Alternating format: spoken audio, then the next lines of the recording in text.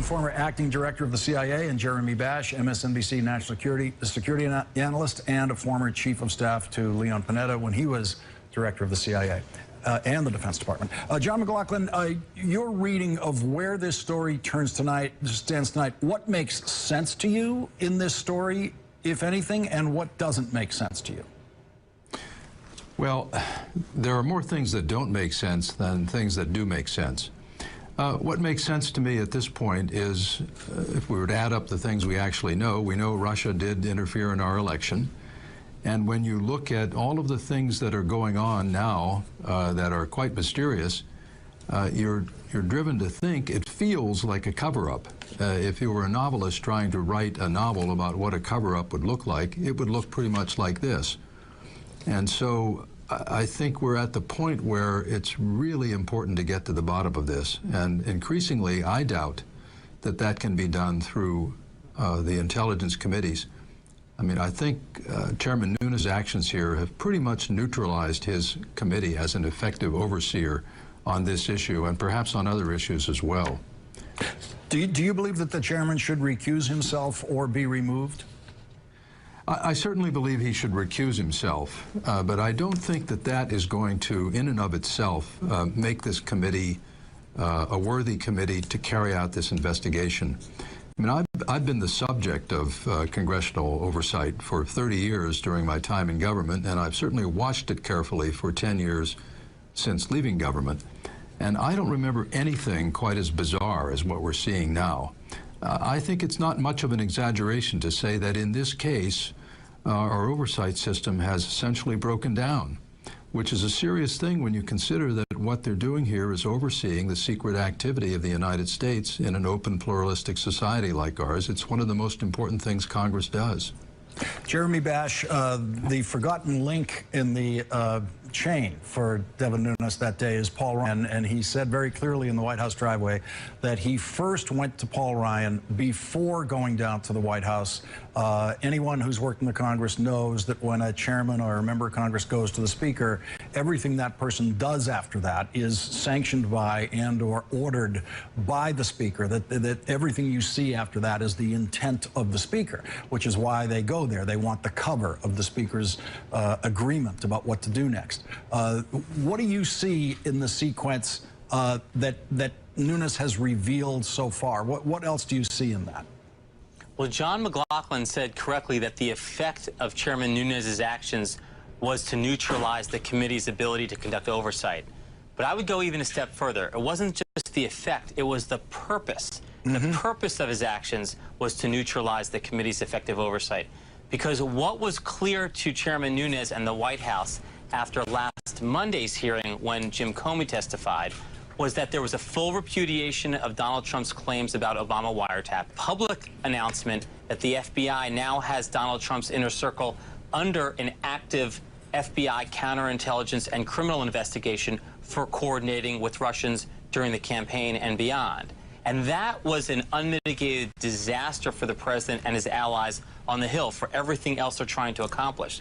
So it would make sense that Devin Nunes would try to slam the brakes. It's just he did it and swerved the entire oversight process out of its lane and really into a ditch. Let's listen to what Lindsey Graham and John McCain said about this.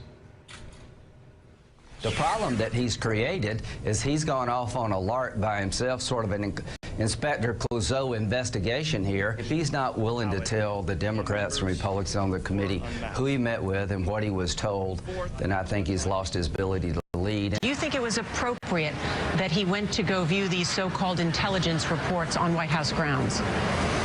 Well, I think there needs to be a lot of explaining to do. I've been around for quite a while, and I've never heard of any such thing.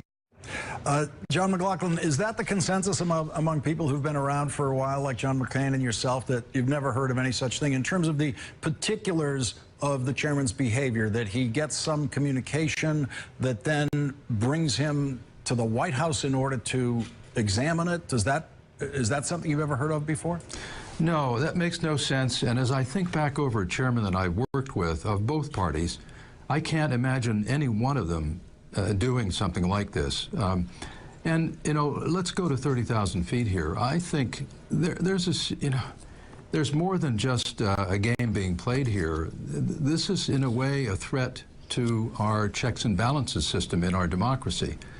I mean, there's too much commingling here between the White House, and the oversight function of the Congress. The Congress is there for a reason. It's to oversee the work of the executive branch, hopefully in a constructive way, but not in a way that amounts, or at least appears to be, collusion to affect the outcome of that oversight. And that essentially is going to the heart of our checks and balances system in our democracy, and in turn, therefore, I think posing a threat to democratic practice in this country. And Jeremy, when you see that included in Devin Nunes's schedule for that day that he worked out in the Speaker's office, presumably, was, first of all, talk to the press on Capitol Hill saying that you're going down to the White House, then go down to the White House, present this to the president, then talk to the press again in the driveway, all of that taking place before there's a word or a hint to the ranking Democratic member on the committee or to any other members of the committee or apparently even staff of the committee.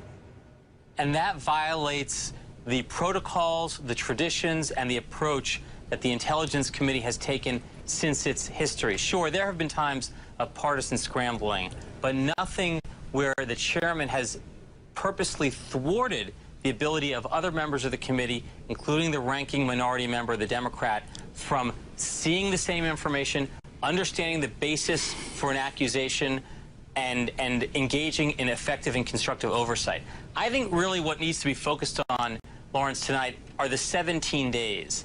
The 17 days between the time that Sally Yates, as the acting attorney general, went to Don McCann, the White House counsel, who then told the president that Mike Flynn was lying to the vice president. Between that time, January 26th, and February 13th, the day that Mike Flynn was forced out and fired.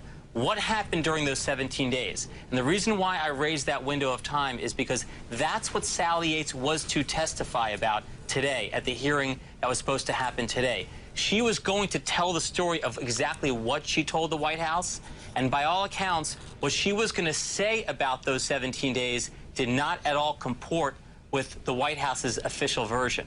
And so we need to hear from Sally Yates. We need to have the gag order on Sally Yates lifted so that she can tell the Congress, the overseers of the American public, what happened. John McLaughlin and Jeremy Bash, thank you for your invaluable experience and insight on this subject tonight. Really appreciate it. Thanks, Lawrence.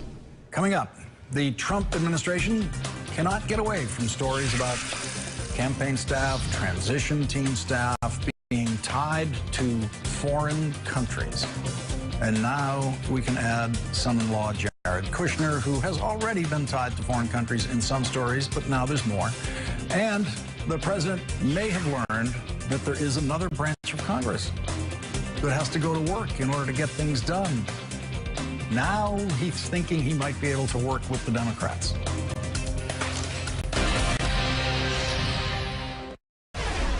Donald Trump's son-in-law, Jared Kushner, who holds the title of senior advisor to the president, is the first White House official to agree to testify before the Senate committee investigating Russian interference in the 2016 election.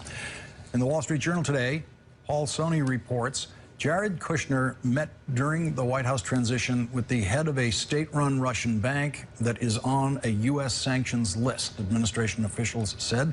Mr. Kushner has been asked to discuss his contact with the bank executive.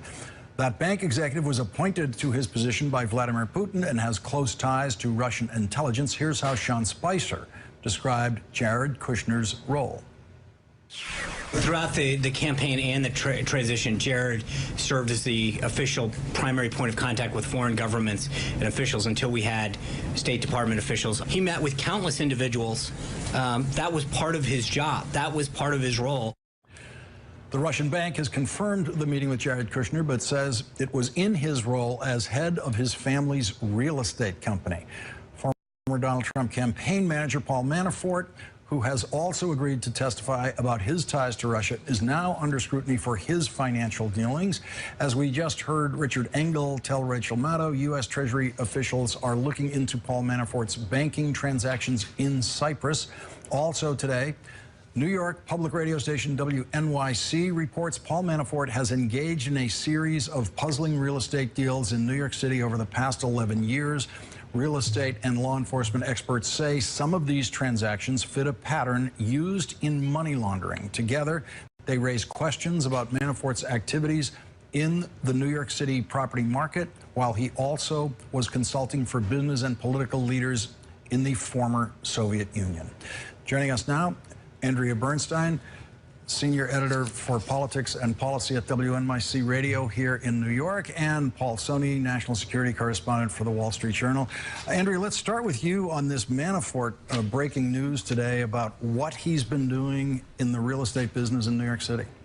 Well, the real estate in New York, as you know, is extremely expensive. And for this reason, it has attracted a lot of foreign investment. And the Treasury Department has started to look at these kinds of transactions where shell companies that you don't know much about purchase apartments for all cash, meaning without a mortgage, and then maybe sometime down the line sell or transfer into someone's name and then mortgage them out for a lot of money.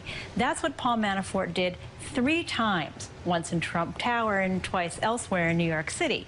So there's nothing per se illegal about that, and a lot of people do that. But given the pileup of questions... So when you say he did he do it and then was the mortgage money then going to Paul Manafort? Correct. Yeah. So the apartments were bought by shell companies, transferred into his name later, for example, in 2006, when Manafort began doing business with the oligarch Deripaska. That's when the LLC tied to him bought his Trump Tower apartment in 2015, just a little before the Trump campaign got going. Manafort transferred the apartment into his name and then borrowed $3 million against that. So he did that all over the city. And the experts that we spoke to said, well, that looks strange. And it looks strange because of the type of practice, and it also looks strange because of the other pieces of the puzzle that we have about Paul Manafort. Doesn't mean it's illegal, but they said it deserves scrutiny. And this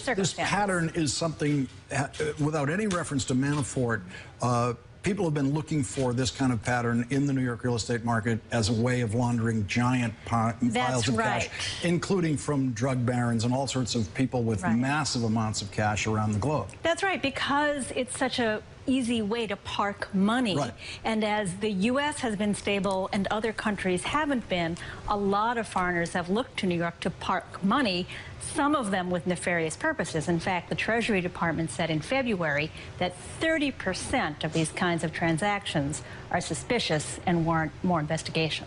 Paul Soni, Jared Kushner, what do you expect him to testify to when he does testify? Well, I think he's going to be asked about the content of this meeting. So what we know is the White House has characterized it as a routine meeting with the head of this Russian State Development Bank. They've said that sanctions were not discussed at the meeting, and they've said that it was specifically not a business meeting. On the other hand, the Russian bank has said that it was its CEO visiting the U.S. and promoting the bank's new strategy, and they said that they met with Jared Kushner in his capacity as CEO of Kushner Companies at the time. So there does seem to be some room between those two explanations, and I think he'll be asked to explain why he decided to meet with the CEO of this bank, what exactly was discussed at that meeting, and particularly whether or not sanctions were discussed. And this is someone who, in the middle of a transition, has an endless stream of meetings, especially when you consider how vast his portfolio was and all the other meetings he was sitting in on with the president-elect. To make time for any particular meeting, it would have to somehow be worth his time. Right. So what we know is that Sergei Kislyak, the Russian ambassador, held a meeting with Kushner as well as Michael Flynn, who would later become national security advisor. And subsequently, Sergei Kislyak asked to set up this meeting between the head of Vneshekonombank, which is this Russian state development bank, and Jared Kushner. So the question is, why did they say yes to that meeting? Was it a favor to the Russian ambassador? If so, why did they feel like they should be doing a favor to the Russian ambassador? Or was it seen as this could be a good contact. You know, why was that meeting agreed to, and then specifically what was discussed during the meeting? The reason that it's a big question what was discussed during the meeting is because, as you mentioned, this bank was under U.S. sanctions at the time. It's owned by the Russian government, and the Kremlin essentially uses this bank to carry out various political projects it wants to do off the federal budget. So, for example, the Sochi Olympics complex was funded in large part by this bank. The Sochi airport was built with Deripaska, the oligarch who was just mentioned, with credit from this bank. And this bank was affected very seriously by the sanctions that the U.S. Placed on it over the conflict in Ukraine, because that essentially dried up its foreign funding, the foreign funding it was able to raise on public markets through bond issues. And then when the Russian economy went south, the bank needed a government bailout, which happened for billions of dollars last year. Andrea, is the Russian money a New York story? Is this just a New York phenomenon, and they're here and they're buying everything? Prior to the Trump campaign, all you heard about was the occasional Russian billionaire who would buy the occasionally very, very expensive apartment. It seems like everybody in Trump Tower had some business with somebody in Russia. Right. Well, we have been looking specifically at Trump Tower because it's the president's house. And what we find is this pattern of shell companies all up and down through the tower's maybe 60 stories, maybe less, depending on how you count. But it's something that there's currently a lawsuit saying that you can't have foreign interests owning these properties because they're paying monthly maintenance condo fees to the Trump organization, which the president owns. So it's certainly something that we're examining. That's in the foreign emoluments heading. Exactly, that you can't accept a payment from a foreign government, and at least two companies and maybe more in Trump Tower are perhaps owned by foreign governments, and that's one of the things that we're examining, and that's actually how we found out about this Paul Manafort series of transactions, was by starting to look at Trump Tower. Just go in for that one thing and you stumble off an awful lot more. Exactly. Andrea Bernstein and Paul Soni, thank you both for joining us tonight. Really appreciate it. Thank you. Thanks. Up next, Donald Trump wants to work with the senator who he once called a clown. No, not one of those Republican senators that he ran against in the primaries. A Democratic senator who he called a clown a couple of weeks before the inauguration. The Democratic senator who happens to be the minority leader of the United States Senate. After conservative Republicans stopped to vote on President Trump's health care bill last week, the president says he is now ready to work with Democrats to pass major legislation on things like tax reform and infrastructure.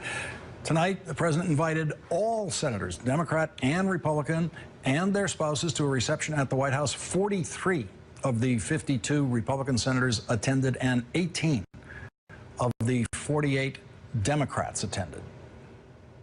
I have some very special friends in this room, especially, I must tell you, we have the Republicans, but I even have a couple of Democrats. And I know that we're all going to make a deal on health care. That's such an easy one. So I have no doubt that that's going to happen very quickly. I think it will, actually. I think it's going to happen. We'll talk about infrastructure. We're going to talk about fixing up our military, which we really need. Hopefully it'll start being bipartisan, because everybody really wants the same thing. We want greatness for this country that we love. So I think we're going to have some very good relationships. Right, Chuck? I see Chuck. Hello, Chuck. Joining us now, bipartisan assembly, Austin Goolsbee, former chair of the Council of Economic Advisors for President Obama. He's currently a professor of economics at the University of Chicago. Also joining us, Rick Wilson, Republican strategist and contributor to the Daily Beast. Austin, is there anything that you can imagine the Democrats coming together with this president on? Not right now. I mean, this is the same day they're going to strike down all of the climate change and carbon pollution regulations that Obama put in place. Trump's budget would abolish after-school programs, massively cut medical research so that they can have giant tax cuts for billionaires. This is what, I mean, he's like the worst guy in your fantasy football league, the guy who's constantly proposing, you give me Tom Brady and I'll give you 2 backups that are no one. I mean, he's on a different planet. I don't understand what he's thinking.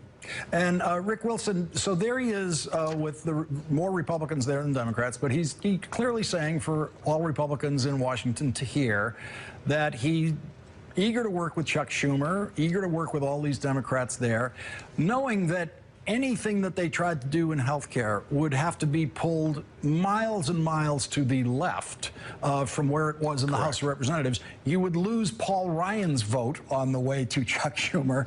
I just don't see what the legislative strike zone is that Donald Trump is dreaming about. It's almost impossible to figure out what his sudden logic on this. It used to be complicated, now it's easy. You know, if you think the Freedom Caucus was problematic before for this bill, wait until they go to Chuck Schumer's version, and it's got a lot more Medicaid expansion and all these other things in it. It is going to send those guys around the bend. This doesn't solve the problem in the House in the slightest. And it's frankly, I think it's just sort of wish casting on Trump's part that once again his powers of moral suasion, his mojo as a deal maker, which we saw last week went over, you know, like a fart in a hurricane. This was not something that was successful for him in the House. And I still alive. And now let's listen to Paul Ryan now pretending. Constructive meeting with our members. Some of those who are in the no camp expressed a willingness to work on getting to yes and to making this work. We want to get it right. We're going to keep talking to each other until we get it right. Austin, that sounds to me like Donald Trump and Paul Ryan both realized, oh, wait a minute, we promised our voters that we were going to do this. We can't quit on this in just a couple of weeks of trying, so let's just say publicly that we're going to try to do something. You're 100% right. And look, that would have been a cop-out joke that we all would have known that they were pretending if they had said that on the day that it was defeated. Yeah. If they said, oh, we're going to think for a few days more, and then you just never heard from it again. But to announce that you're killing it, to blame the Democrats on that day, as Donald Trump did, he said that we didn't get a single vote. It was like, yes, you're trying to destroy their domestic achievement, and coincidentally, none of them are going to vote for it. To say that, and then to several days later come back and say, oh, yes, we're about to do a deal, it's just goofy. I mean, it doesn't make any sense. So 30 of Chuck Schumer's Democrats in the Senate refused to go to the White House. They had better things to do tonight than go to the Trump White House. And Donald Trump tweeted in January 5th, he's president-elect, he's approaching inauguration. This is what he tweeted about the Senate Minority Leader. He said, the Democrats led by head clown Chuck Schumer know how bad Obamacare is. And Rick Wilson, tweeting about the minority leader as head clown and then thinking, oh, now let's go to work with him. I don't think we've seen that before. You know, Chuck Schumer's got a thick skin. I've done a lot of New York politics, and Chuck's not laying awake at night worrying that Donald Trump called him a bad name or said something about him. But it does give him an excuse and a reason to approach Trump with an ask rather than an offer. And Donald Trump has made himself now, just as this premature declaration that it was over it hurt their negotiating position, now saying, oh, we're going to work with Democrats, it's going to be easy. You know, now the Democrats have an opportunity to embarrass him by making it long and painful and difficult. Oh, and they're going to make it worse, this is something that oh, yeah. They're going to make it worse because now the government is about to shut down. The Republicans have the biggest majority in the House they've had in 90 years. They control both houses of Congress, and they're not going to be able to agree with themselves to keep the government open. They're going to need Democratic votes, and Chuck Schumer's going to come back and say, well, here are the 10 things I want. Austin Goolsbee, thank you for setting the suspense up for the next big story here. Austin Goolsbee, Rick Wilson, thank you for joining us tonight. Really appreciate it. Thanks, Lawrence. Coming up, Bill Nye, the science guy, on what Donald Trump wants to do with clean coal.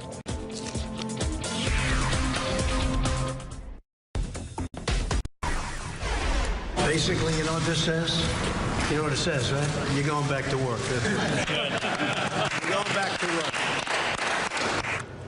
That was President Trump at the Environmental Protection Agency today, where he signed an executive order that intends to make it easier to operate coal-fired power plants. President Trump says this order will promote energy independence and create jobs. My administration is putting an end to the war on coal. Going to have clean coal, really clean coal. With today's executive action, I am taking historic steps to lift the restrictions on American energy, to reverse government intrusion, and to cancel job-killing regulations. One energy economist told the New York Times that because of automation in the mines, they're not hiring people, so even if we saw an increase in coal production, we could see a decrease in coal jobs. Former Vice President Al Gore called the executive order misguided. Massachusetts Democratic Senator Ed Markey said this. This is not an executive order. This is a declaration of war against wind, against solar, against all renewables, against a clean energy technology revolution, and it's also a denial of the science of climate change. Up next, Bill Nye the Science Guy will explain just how clean Donald Trump's clean coal is.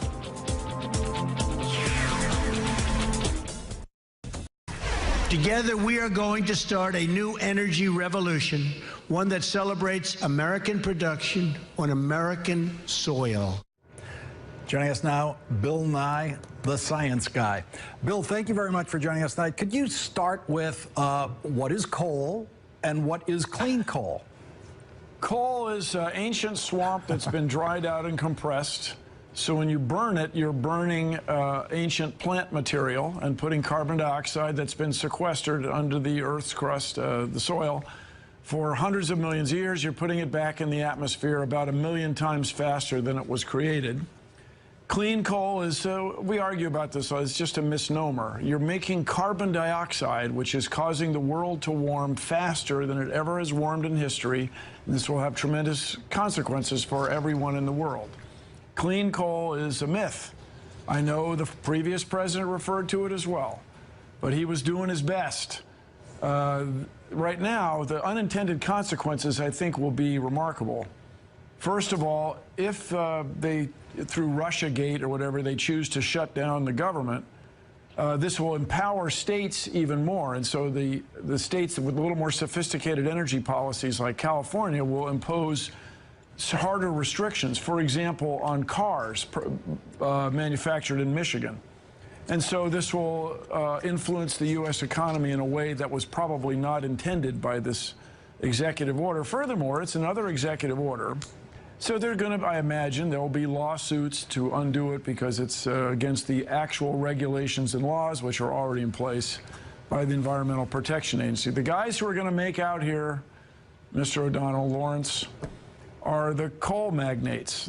Those are the rich, those certain rich people stand to get richer. You mean like Wilbur Ross, the Secretary of Commerce, who is himself a coal magnate? Yeah, and so everybody, just from a scientific standpoint, there's nothing worse than burning coal. This is the worst thing. Well, maybe the tar sands in Alberta, but there's very few things worse than coal, and we need to stop right away. And I give this example all the time. My grandfather went into World War I on a horse. Nobody who conducts a war nowadays does that on a horse. There were stables, there were mews, there were livery, there was a whole business supporting horseback riding in the city of New York, for example, Washington, D.C., Boston, Philadelphia. Those people aren't in that business anymore. They went to do something else. In the same way, if you are a coal miner, you're in the heartland, you're what J.D. Vance calls a hillbilly, and you're proud. You don't want to be in the coal business because it's not going to be around much longer. And if you work in the mines, you know how it's getting automated. Your job's not going to be preserved. We want you, we in the engineering community, want you to get involved in new renewable energy. A striking thing, a remarkable thing, nuclear power is affected by this because it gets some benefits legally by being clean.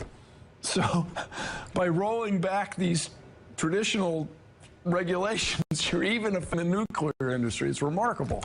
Sean Spicer was asked a simple yes or no question today. I would like you to grade his answer. It's a little tricky because he didn't say yes or no. The question was, does the president still believe that climate change is a hoax? Let's watch this. Does the president still believe that climate change is a hoax? I think you'll hear more today about the climate and what he believes. I think he understands. He does not believe that, as I mentioned at the outset, there's a binary choice between job creation, economic growth, and caring about the environment. Bill, you've got about 40 seconds to grade that answer.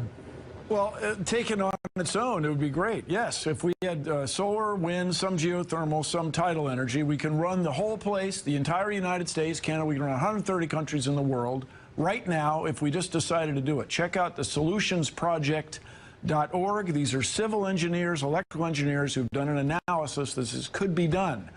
Burning coal is bad for everybody. Everybody, we have to stop it as soon as we can. Let's get to work. We can change the world. Did you see any problem in, like, why Sean wasn't able to say yes or no to does the president believe that climate change is a hoax? That would be a yes or no, wouldn't it? It would be normally, but you know, Mr. Spicer is, he's constrained. He has to speak for somebody who's not all engaged all the time. Thank you, Lawrence, for discussing this. May the facts be with you. Bill, thank you very much for joining us. Really appreciate it. We'll be right back.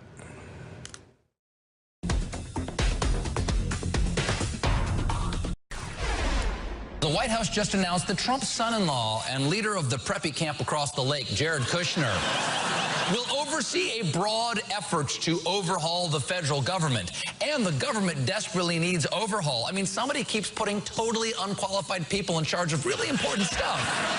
Kushner will become the head of something called the Office of American Innovation. Vague, but still better than the original title, the Bureau of Obvious Nepotism. The preppy camp across the lake. Stephen Colbert gets tonight's last word. The 11th hour with Brian Williams starts now. Tonight, Thanks, Rachel. Thank you, Lawrence. Well, as we said, the president went to the EPA today. Rachel just reported to sign an executive order all about promoting clean coal. Bill Nye, the science guy, will give us his reading on that. Also here with us tonight, John McLaughlin, former acting director of the CIA, along with Jeremy Bash, former chief of staff to CIA Director Leon Panetta. They'll discuss the latest twists and turns in the Devin Nunes scandal, which also seems to be a Paul Ryan scandal. Should Devin Nunes recuse himself from the Russia investigation? No and no. He won't tell us what he learned over at the White House. Meetings are being canceled. We have done no business this week. Let someone else do this. He needs to step down. It's a little bizarre, sort of an Inspector Clouseau investigation here. We never talk about sources and methods. He's not willing to tell the Democrats and Republicans on the committee who he met with. I never asked you your sources. He could well be the sacrificial lamb that this White House is looking for. What we're seeing here is the most effective covert operation that Russia has carried out. I think he'd serve us all well if he recused himself from the Russia issue. Thank you.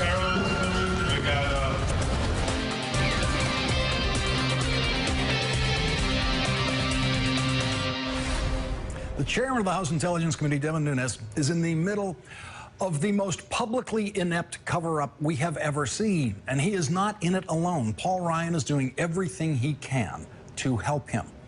Everything about this cover-up is inept, beginning with the simple fact that it is public.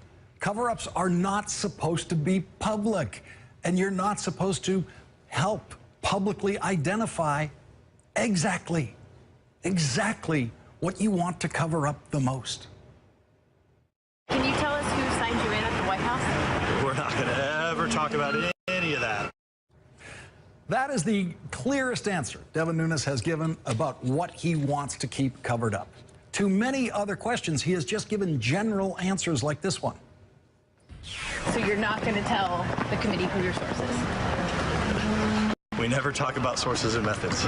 Okay. And I wouldn't expect you to do that either. You guys are so infatuated with sources. Now, there you go. That's the kind of general deflecting answer you're supposed to give when you're in the middle of a cover-up, when you're trying to cover up who presented you some classified information that you then presented to the president. You just give general blather about never revealing sources when you're asked about that. When it is then discovered that the place you examined this classified information was somewhere on the White House grounds, when you're asked how you entered the White House grounds, you don't jump up and down and say, that's the most important secret in this whole thing. If you find out that, you'll find out everything, which is basically what Devin Nunes meant when he answered that question. Can you tell us who signed you in at the White House? We're not going to ever talk about any of that. As I've been saying since the first day of this scandal, Devin Nunes is in way over his head. When you're covering something up, you never say, we're not going to ever talk about any of that. You give general diversionary answers. And when you're the Speaker of the House and you decide who gets to be chairman of the Intelligence Committee, and the person who you have chosen to continue to be the chairman of that Intelligence Committee, after you inherited him from former Speaker John Boehner, when that chairman gets in trouble, you publicly rush to his defense. You say, this is outrageous. You say, he's doing the best possible job any chairman of the Intelligence Committee has ever done. Not Paul Ryan. He is afraid to talk about Devin Nunes, afraid. He would rather talk about the most colossal legislative failure any Speaker of the House has ever had, his first big bill as Speaker, the Trump-Ryan health care bill. That health care bill is the single biggest public professional embarrassment in Paul Ryan's life. And he would rather talk about that now, and has said more publicly about that than he has said about Devin Nunes and that scandal.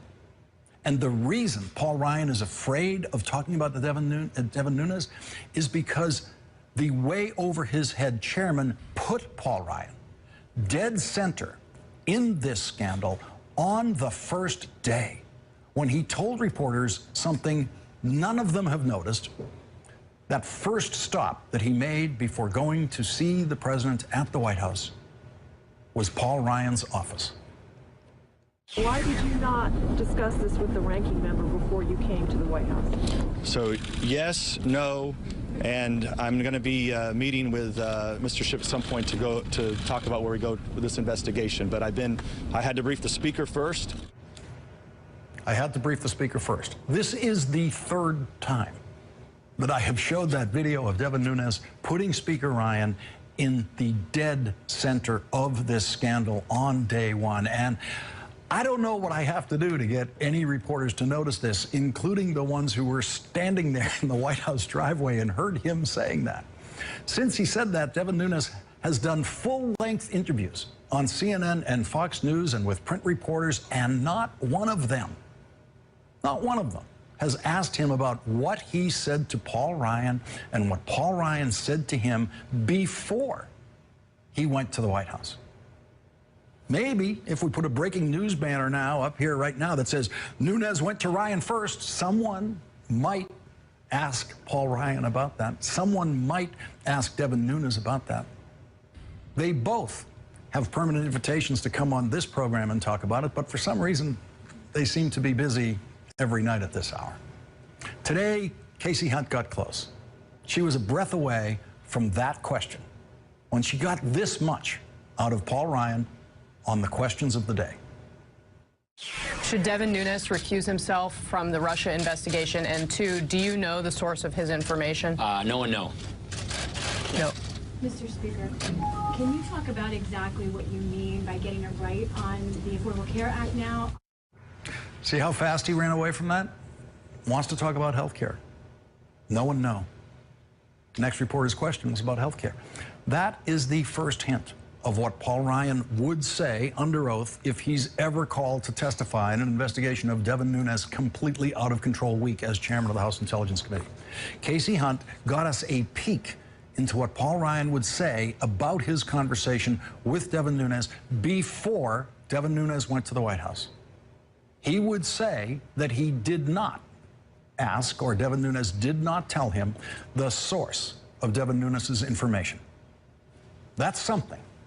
That's the closest we've gotten to the secret meeting that Devin Nunes had with Paul Ryan before his meeting with the president. It's secret only because the press apparently didn't hear it when he said it in the driveway of the White House. Paul Ryan now has to deal with his first Republican member of the House to call on Devin Nunes to recuse himself.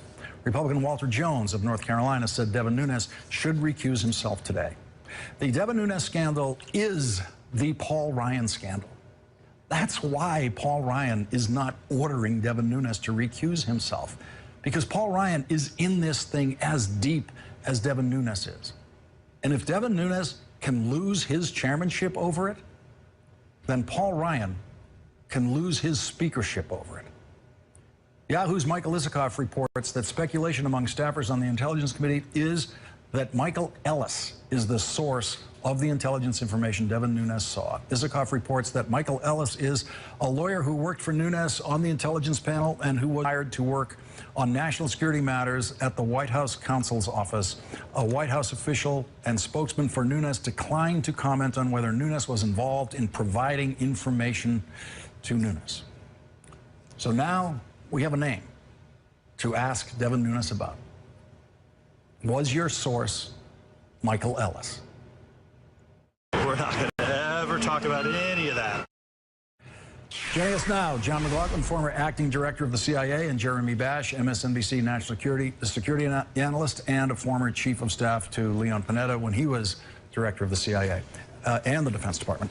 John McLaughlin, your reading of where this story stands tonight, what makes sense to you in this story, if anything, and what doesn't make sense to you? Well, there are more things that don't make sense than things that do make sense. What makes sense to me at this point is, if we were to add up the things we actually know, we know Russia did interfere in our election. And when you look at all of the things that are going on now that are quite mysterious, you're driven to think it feels like a cover-up. If you were a novelist trying to write a novel about what a cover-up would look like, it would look pretty much like this. And so I think we're at the point where it's really important to get to the bottom of this. And increasingly, I doubt.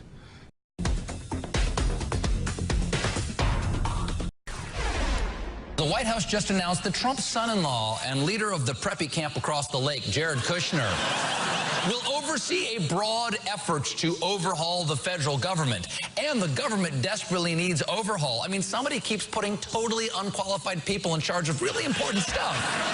Kushner will become the head of something called the Office of American Innovation. Vague, but still better than the original title, the Bureau of Obvious Nepotism.